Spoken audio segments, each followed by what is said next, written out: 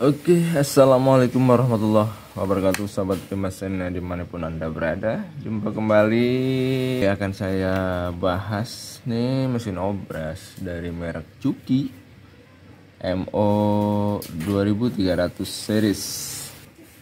Jarang sekali saya bikin tutorial tentang mesin obras Juki ya, karena kebanyakan di sini tuh jarang yang menggunakan Juki. Akan saya bedah, artinya sedikit saya bedah, nggak banyak. Persoalannya mesin Juki ini itu ketabrak, jarumnya itu ditabrak loper, jadi dia bunyi ya pas jarum ini tuh, nabrak ya, nabrak banget.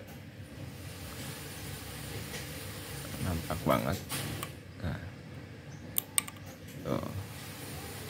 Ini setelah pergantian suku cadang di bagian ini, bagian kepala jarum needle clamp. Yang awalnya needle clamp ini adalah terbuat dari bahan ancuran ya, aslinya. Ini suku cadang pengganti menggunakan metal. Jadi mungkin ada perubahan, ada sedikit perubahan jarak gitu, pasti ya. Semua mesin juga begitu sama, setelah kita ganti suku cadang imitasi ya, karena memang susah untuk cari yang asli, itu harus dibetulkan kembali ataupun digeserkan demi untuk mencapai keseimbangan antara jarum, loper, dan loper atas gitu. Jadi saling berkaitan gitu intinya ya. Karena untuk penyetelannya sama saja, seperti halnya kita setel obras dari merek tipikal Yamaha, Pegasus, Yamato gitu kan. Terus apalagi lah Elnos dan lain-lain. Itu perkaranya cuma dua hal saja, geserkan bagian loper bawah ya, batangnya. Nah ini di sini gunakan kunci 8. Dan geserkan juga, ikuti loper atasnya. Geserkan, kalau memang ini harus digeser ke belakang, saya dorong gitu kan. Nah, ini juga sama, karena harus ngikutin bagian loper ini.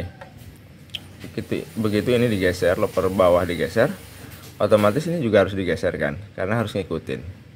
Itu pergeseran ini juga karena harus menghindari tabrakan jarum gitu teman-teman. Nah, sebetulnya cuma beda bentuk aja sih. Untuk teorinya sama saja. Ini juga bisa digeser-geser gitu. Bagian loper juga bisa digeser-geser ya. Beda bentuk aja dan beda posisi bautnya. Kalau bagian atas itu baut penguncinya ada di bagian atas dari sini nih. Kalau yang lain ini dari samping gitu teman-teman. Itu sama saja, secara teori sama. Karena ini juga saya akan praktekkan supaya tidak nabrak sini, supaya tidak nabrak jarum ya. Nah setelah itu, ketika nantinya sudah nggak nabrak antara loper bawah dengan jarum dan penyesuaian loper atas juga, itu saya nggak akan praktekkan dengan benang ya, karena kondisinya memang mejanya nggak ada. Ini cuma dikirim kepalanya aja teman-teman. Nah untuk saat ini pokoknya nabrak, dan saya akan betulkan gitu.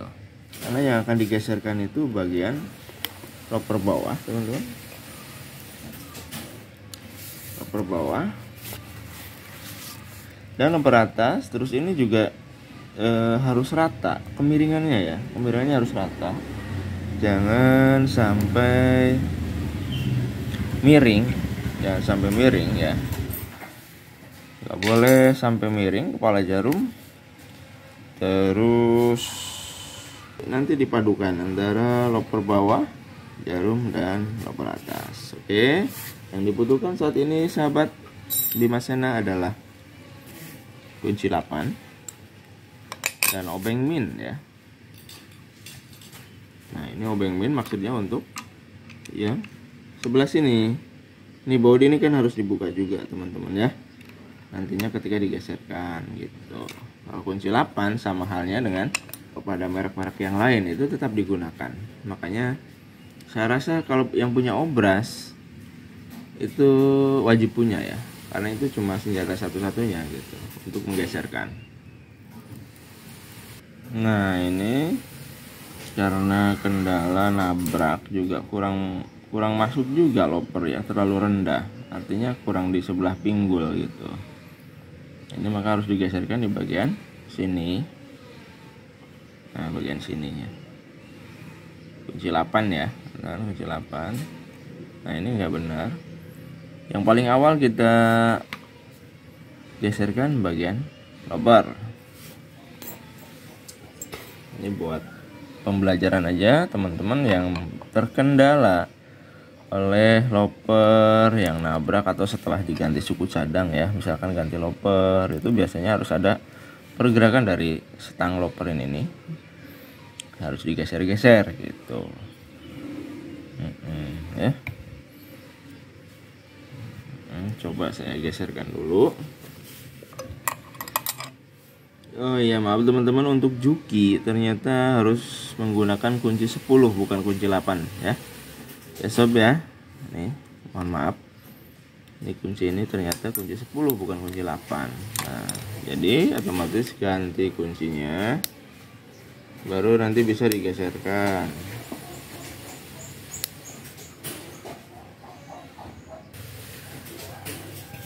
Nih kuncinya udah ada.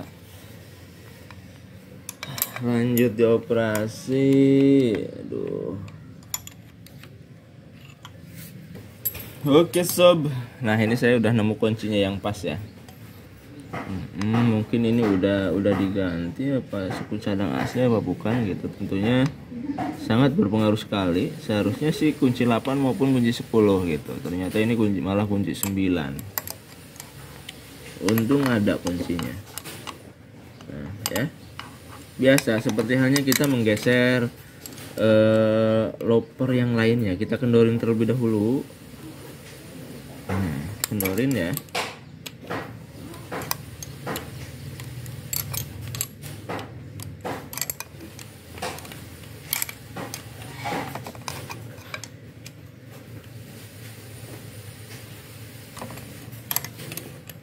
Nah ini udah kendor. Nah terus goyangkan dulu lopernya karena harus diukur dengan jarumnya. Nah gitu ya kan, turunkan sekarang. Nah itu kelihatan ujung loper ketemu ujung jarum. Nah ini kurang masuk, kondisi seperti ini kurang masuk. Nah ini dorongkan dulu, pangkal lopernya didorong pakai tangan aja. Kalau udah kendor itu gampang ya, tuh dorong. Tuh kan, dorong ya.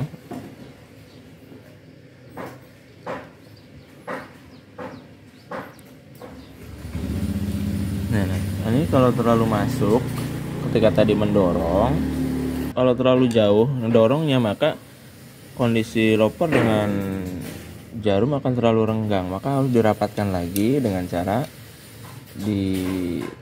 didorong lagi pakai obeng, karena susah kalau pakai tangan ya. Bagian itu pangkalnya dorong dikit dan dimajuin biar ini merapat pada jarum gitu. Nah cara prakteknya begitu, dan ini bisa diaplikasikan di mesin obras yang lainnya sama. Nah estimasikan sekarang masuknya loper kalau udah rapat begini. Nah, rapat tapi tidak menekan teman-teman ya, jadi benar-benar free. Nah ini di pinggulnya aman kan. Nah kalau kira-kira sudah pas begini, udah pas tuh, masuknya pas, jarum kedua juga pas. Nah kalau terlalu masuk mundurin lagi, kan belum dikencengin, gampang ya. Nah nih patokannya jarum yang kedua berarti yang dalam. Oke. Nah ini baru kita kencengin teman-teman. kencengin lagi, pelan aja kencenginnya, pangkal lopernya kencengin.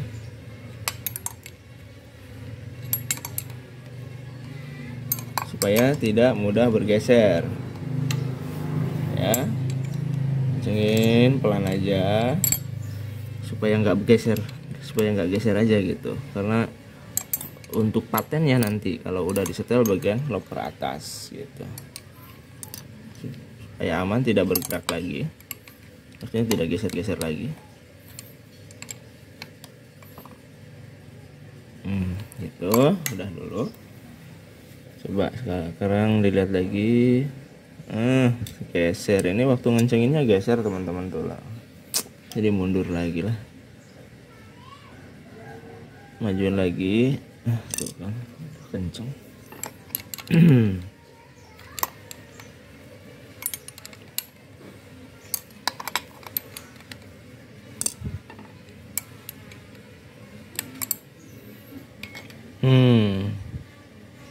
Ya tuh masuknya tuh pas di pinggul. Begitupun jarum kedua ya, sama tuh.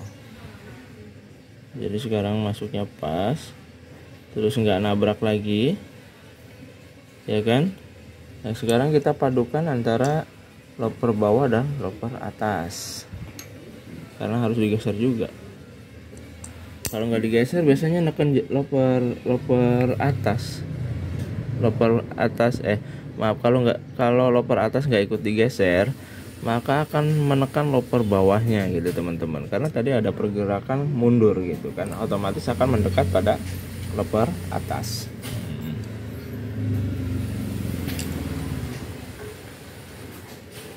Dan nanti bunyinya akan nyaring kalau nggak digeser, sik gitu. Terus nanti ujung lopernya juga kalau nggak digeser ini cepat tumpul gitu. Nah ini cara ngendorinya dari sini, ya, bukan dari samping tapi dari atasnya, kendorin dulu. Terus ini tinggal didorong teman-teman, tinggal didorong, dorongnya arah sana ya, dorong. Ini modelnya seperti pen, dorong aja, dorong dikit, nah dikit aja, kayak gitu, kencengin balik. Nah, biarin, jangan kenceng-kenceng dulu. Nah, supaya bisa digerak-gerakin ke atas ke bawah untuk penyesuaian. Nah, terus kita padukan lagi antara loper atas dan bawah. Nah, ini kendalanya teman-teman ya. Kendalanya kalau geser loper atas itu harus ketemu lehernya. Jadi ini kan bisa naik turun tuh, bisa naik turun, bisa lebih turun, bisa lebih naik. Yang penting nggak ketemu pas kepala sini nih, harusnya ketemunya deh setelah kepala gitu, pas lekukan loper. Makanya ini bisa digeser tuh, lalu kencengin balik ya.